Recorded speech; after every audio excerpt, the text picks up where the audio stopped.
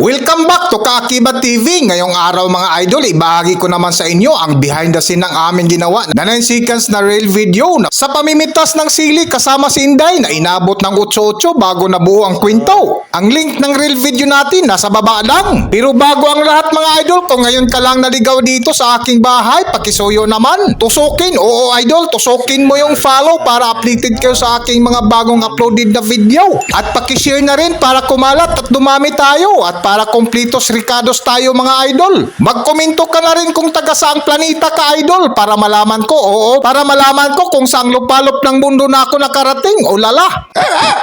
At dahil tag-ulan na nga dito sa Pilipinas mga idol na minsan may kasama pang kidlat at kulog. Pagdating nga sa gabi ay may malamig na hangin ang panahon at madalas ka pang malungkot lalo na pag single ka, o lala.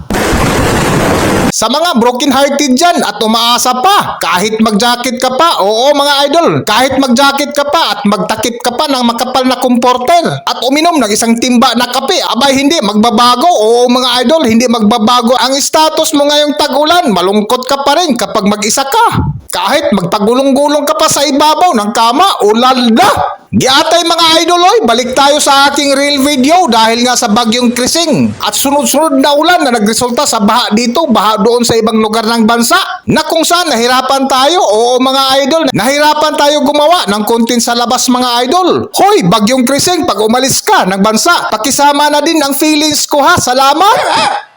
Dahil nga naghabol kami ni Inday Macabuo ng content na kung saan tuwang-tuwa ako nang sumilip si Haring Araw sa bintana at nang lumabas nga ako para akong si Raulo na excited sa tuwa.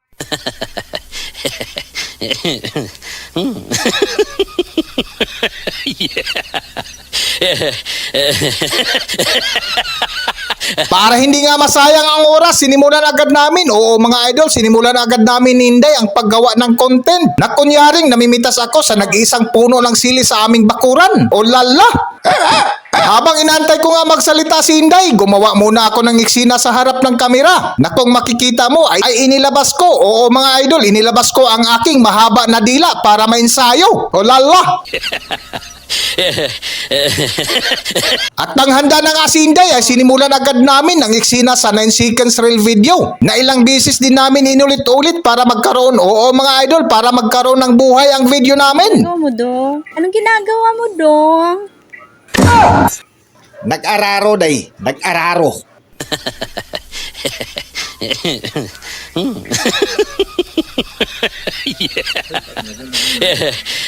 Anong ginagawa mo, Dong? Anong ginagawa mo, Dong? Nag-araro day, nag-araro, nag-araro.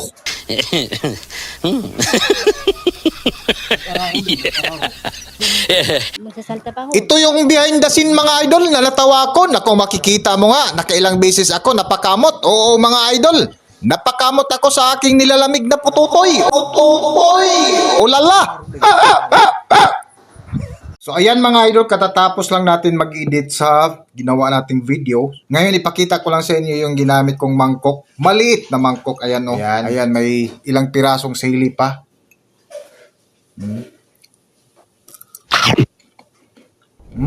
Sarap. Aray, anghang.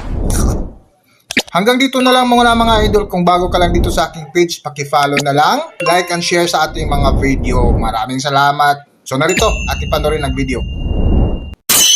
Anong ginagawa mo, Dong? Nag-araro day, nag-araro.